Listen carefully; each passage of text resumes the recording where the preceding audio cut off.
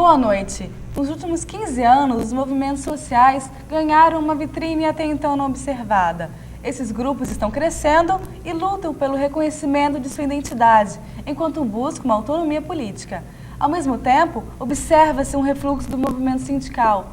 A gente vai conversar hoje sobre sindicalismo e o crescimento dos movimentos sociais. Com a gente, o assessor sindical, Paulo Sodatelli, e o cientista político, Mauro Petersen. Muito obrigado, Paulo, pela sua presença aqui no Mídia. Muito obrigado, Mauro. Paulo, os estudiosos apontam um refluxo do movimento sindical nos últimos 20 anos, principalmente por tantas mudanças ocorridas, tanto políticas quanto econômicas. Pode explicar um pouquinho para a gente como funciona isso, como está acontecendo esse refluxo do movimento sindical? Bem, não diria exatamente um refluxo, mas que há um momento de dificuldades há muito tempo isso está acontecendo. O movimento sindical atual, ele ainda é fruto do final da ditadura militar. O movimento sindical já teve muito tempo como um órgão do Estado e a partir de um certo tempo, da década de 80, final da ditadura militar, ele vai ganhando uma certa autonomia através dos movimentos de esquerda. E o surgimento da CUT é uma marca disso em 81. Então, durante a década de 80, houve um grande avanço do movimento que se culminou com a Constituição de 88. Talvez 88 seja o símbolo daquilo que o movimento conquistou durante a década de 80. Só que a partir de 90, há um processo, uma mudança no mundo inteiro, inaugurada pela queda do Muro de Berlim e com o fim do socialismo considerado real. Então acabou um pouco a utopia e a lógica de construção de uma sociedade mais justa, mais igualitária, foi modificada. Então o capitalismo, agora globalizado, agora neoliberal, ele muda a sua fisionomia e isso vai dificultar muito o trabalho do movimento sindical. Então o movimento sindical tem um avanço na década de 80 e a globalização, com todas as mudanças tecnológicas, com todo o desemprego e com a lógica de que estamos agora só os grandes vão vencer, ou seja, não há mais uma necessidade de incluir todo mundo, isso fez com que o movimento sindical perdesse muito do seu espaço. Existe uma esperança agora com o governo Lula, mas isso é só uma esperança ainda, não tem nada de concreto ainda no ar. Em relação aos movimentos sociais, com esse processo de democratização, eles aumentaram? Qual foi a participação deles nesse período também? Eu tenho mais ou menos a mesma avaliação do Paulo. Acho que nós tivemos uma luta contra a ditadura pela redemocratização em que houve uma ativação da sociedade como um todo, tanto do movimento sindical como das igrejas, das religiões em geral, do movimento social. A Constituição de 88, ela abriga boa parte dessas lutas, ela contempla, tem uma série de avanços. Mas o contexto que vem depois é um contexto extremamente difícil, especialmente para a luta econômica, para a luta sindical, para a luta dos trabalhadores.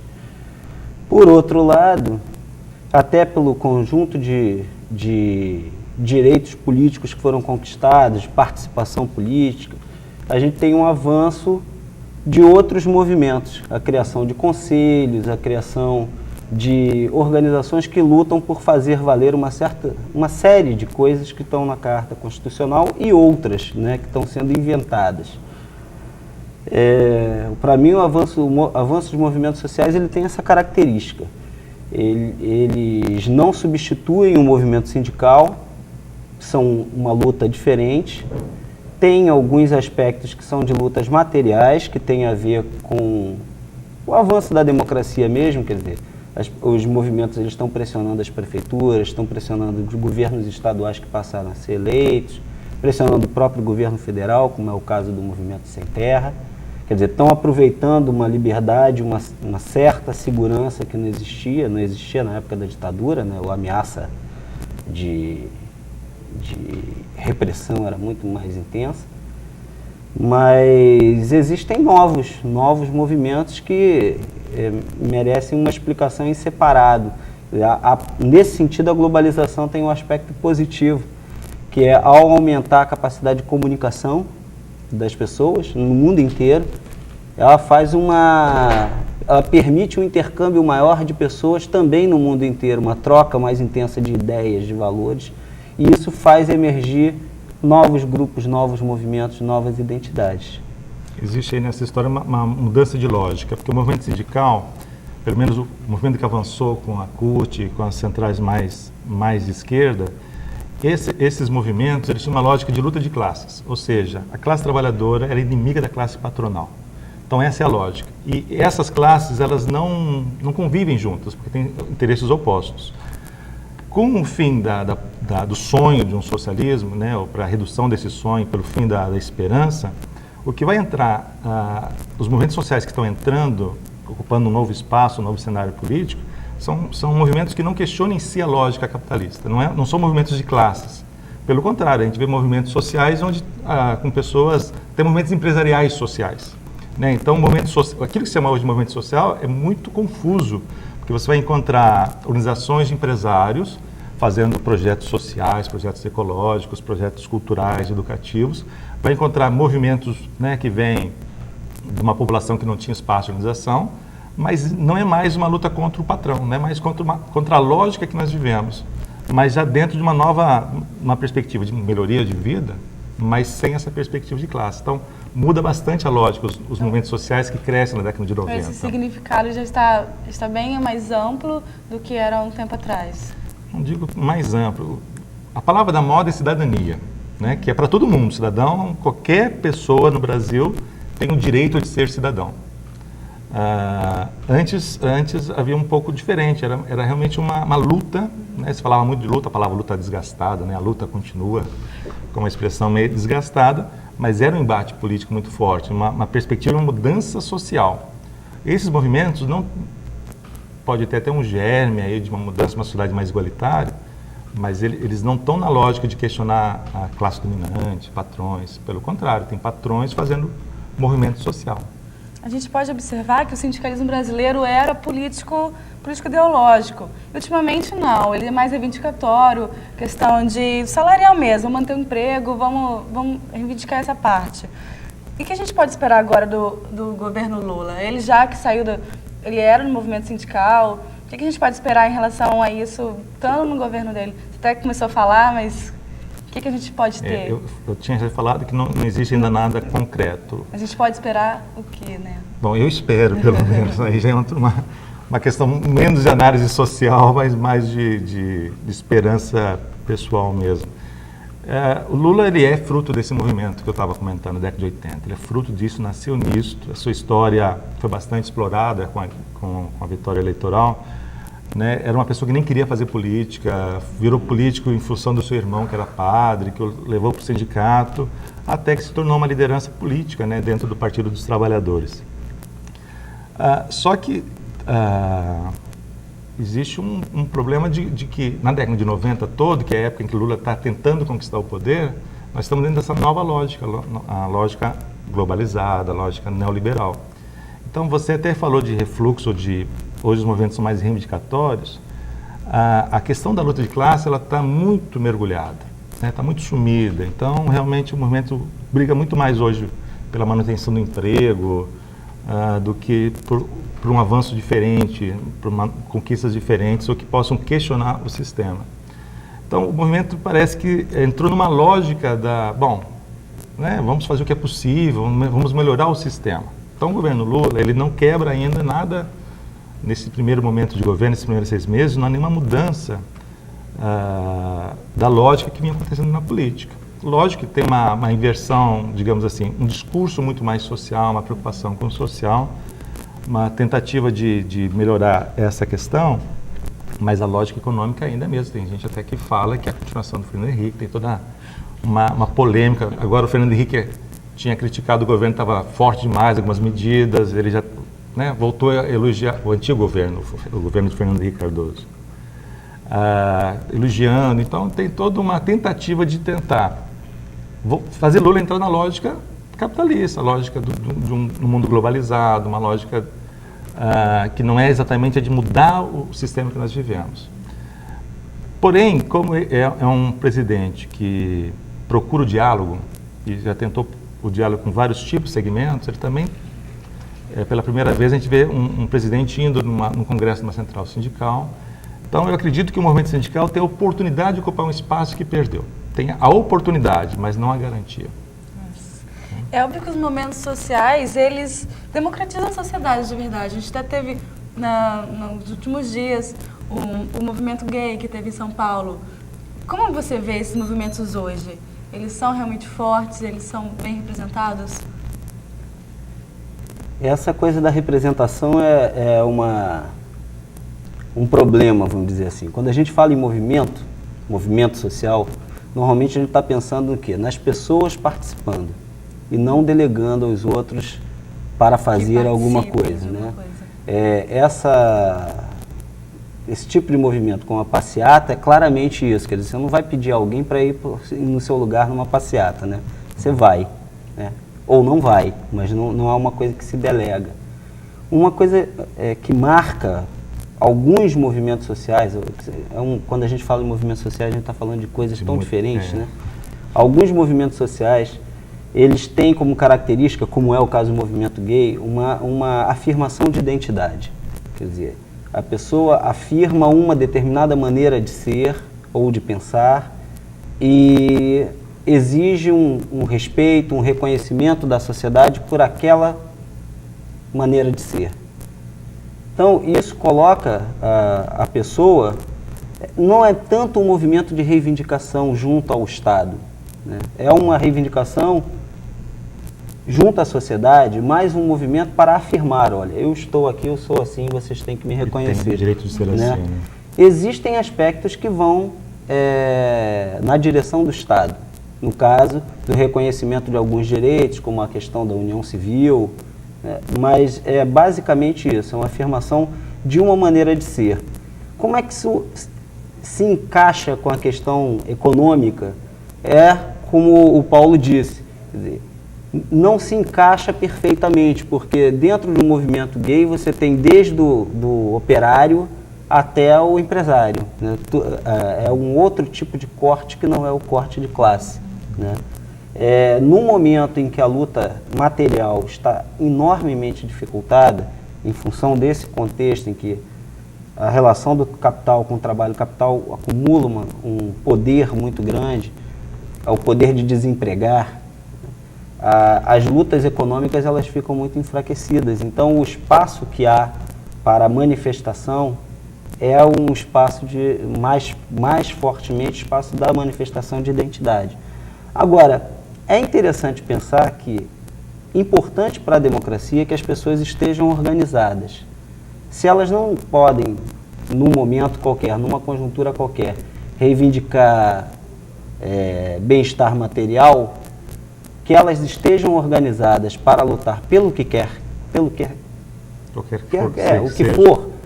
for, isso é uma capacidade também de controle sobre o Estado. Pode ser que num contexto futuro, em que seja mais possível lutar por bens materiais, esses grupos sejam um ponto de partida para novas reivindicações, que no momento, pela situação em que o país se encontra, que o mundo se encontra, realmente não são muito fáceis de serem encaminhados. Esse exemplo que você usou, né, da marcha gay é interessante no sentido de que é um exemplo de outros movimentos que também buscam por sua identidade. Nós estamos numa sociedade que tenta padronizar tudo, né? Nós temos padrões para tudo, padrões de como deve ser um bom funcionário, padrões de beleza, padrões de comportamento. E esses movimentos buscam o direito da diferença, né? Eu sou gay, eu sou portador de uma deficiência física, eu sou portador até de uma deficiência mental. Então são movimentos que garantem espaço social e isso é importante, sem dúvida. É importante muito para a democratização. Para a democratização. São pessoas que estão ocupando o seu espaço, estão brigando por esse espaço, coisas que muitas vezes eram sufocadas. Quer dizer, se essas pessoas são sufocadas naquilo que as diferencia, são sufocadas em outros direitos também. Então, são movimentos bastante positivos nesse sentido, apesar de não estarem na lógica de classe. O vídeo vai dar uma pausa para o intervalo, mas daqui a pouco a gente está de volta.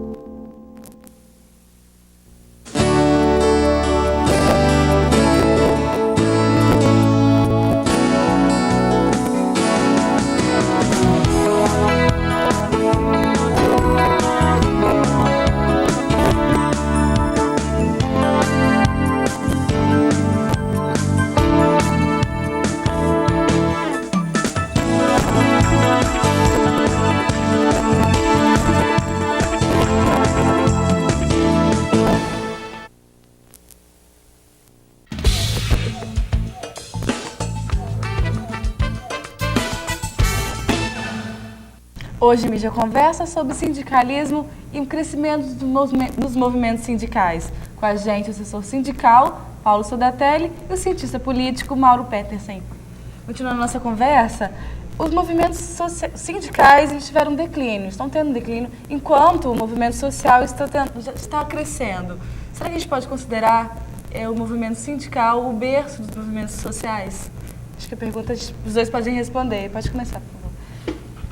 Não vejo tanto como berço do movimento, que o movimento sindical seja o berço dos movimentos sociais. Na verdade, o berço dos movimentos sociais é a própria sociedade como um todo, né? As suas necessidades, as suas dificuldades, toda essa complexidade social que existe. A década de 80, ela foi ocupada por determinados tipos de movimentos. A igreja ocupou bastante espaço, a igreja católica, através das comunidades eclesiais de base, que existiram aqui, principalmente aqui no Espírito Santo, quase todos os bairros da periferia da Grande Vitória tinha alguma comunidade eclesial de base que teve uma atuação política importante. Teve o reinício das associações de moradores, então criou também uma rede de associações de moradores por quase todos os bairros, e o movimento sindical, que antes estava na mão, era um órgão no Estado, começou a surgir então uma série também de movimentos para ganhar os sindicatos, né? Movimentos que vinham de fora dos sindicatos, entre os trabalhadores, para conquistar os sindicatos e ocupar esse espaço. Isso tudo foi muito forte na década de 80. Na década de 90 a gente já não vê isso, a gente percebe que há uma diluição desse espaço. E outros agentes que estão surgindo, outras pessoas, eu falei até de outras camadas sociais surgindo, outros interesses. Então, a gente falou da marcha gay. Tem sindicalistas lá, deve ter tido muitos sindicalistas, mas, na verdade, ocupa outros espaços, outras pessoas de outras áreas, de outros contextos sociais que estão ocupando um espaço que antes não ocupavam. Então, a gente pode até pensar que o refluxo permite que outros agentes ocupem o cenário que não era utilizado antes. E a mídia também acaba destacando, em alguns momentos, mais um do que outros movimentos, facilitando também que alguns atores surjam e outros percam espaço, né?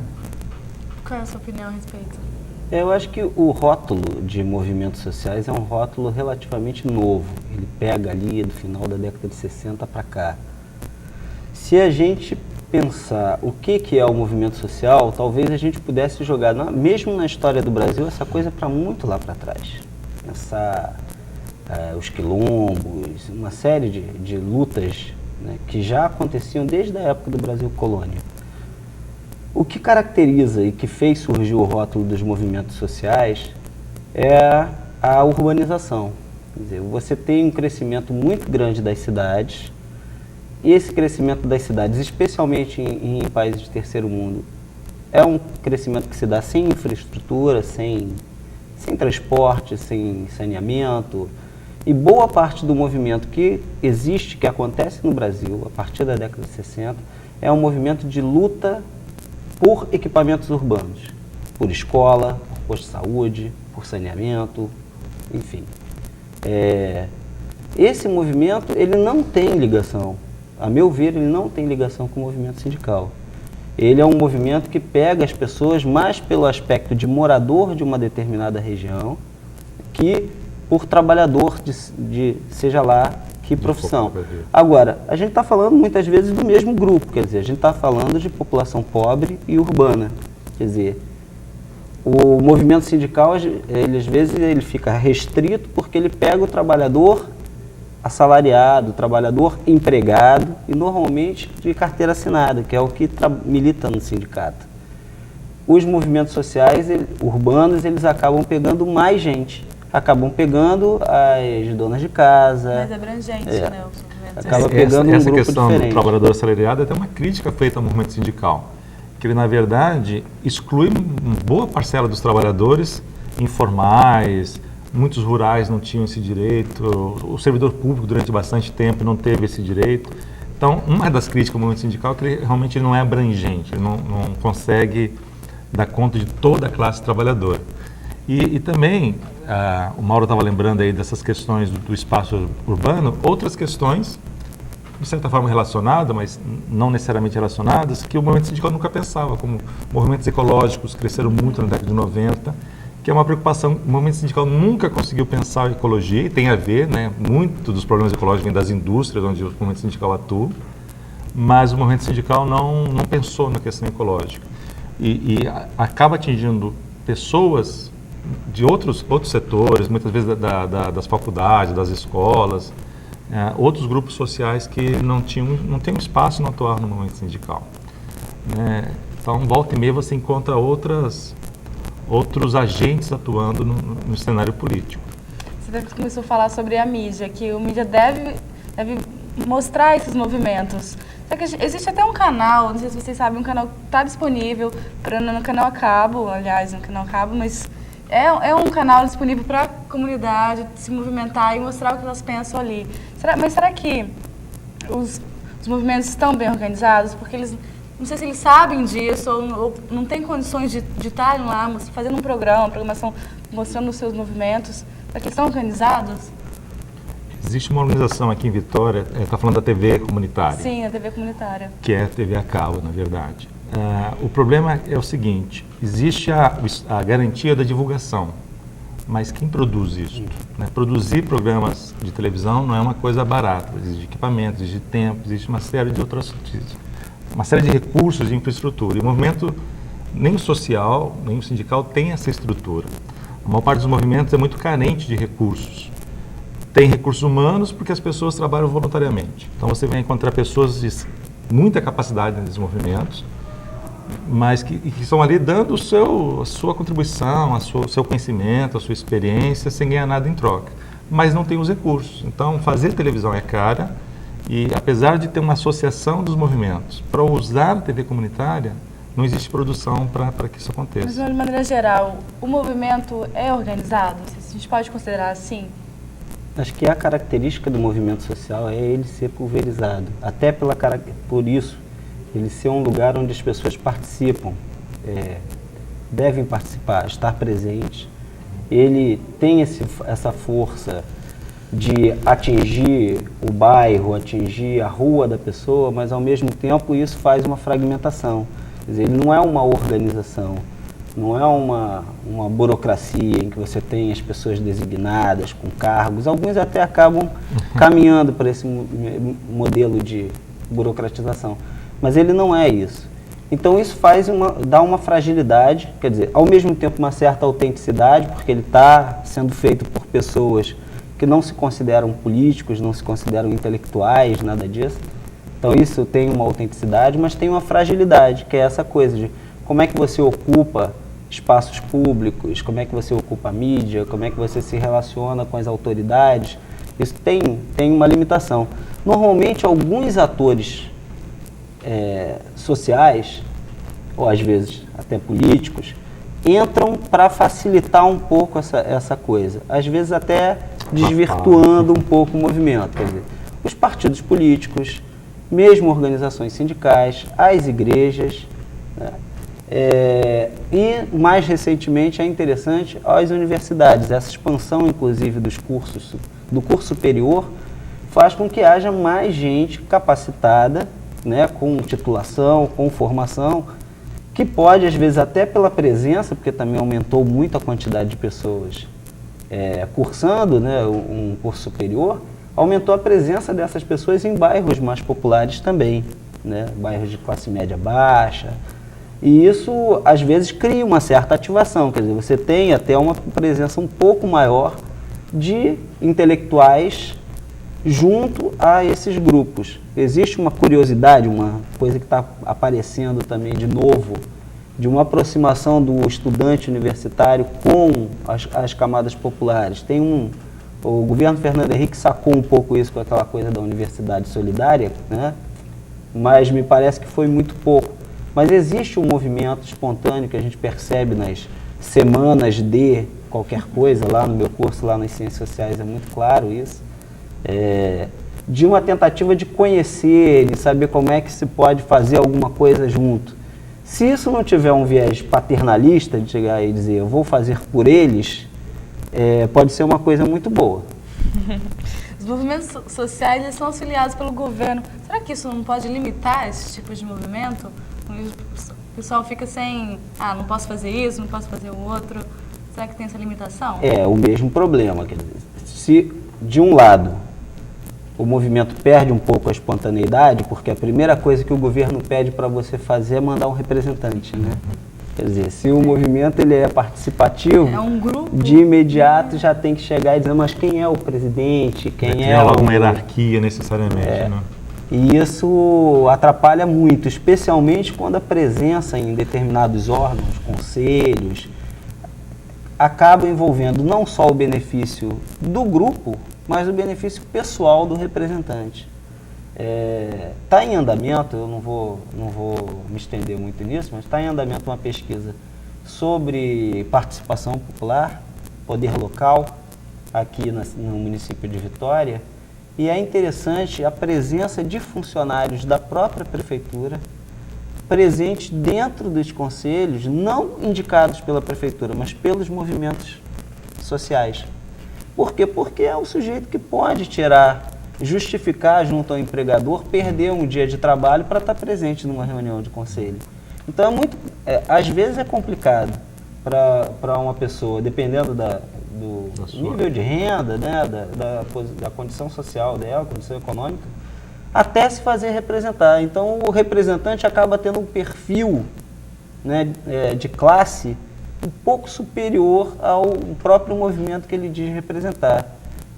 Tem esse tipo de problema, quer dizer, uma certa ameaça de distorcer o movimento. Uma ligação muito grande entre o governo, o poder público com esses movimentos. Perder a autonomia do movimento, que é uma coisa muito perigosa, né? Ou o movimento ser utilizado para questões políticas.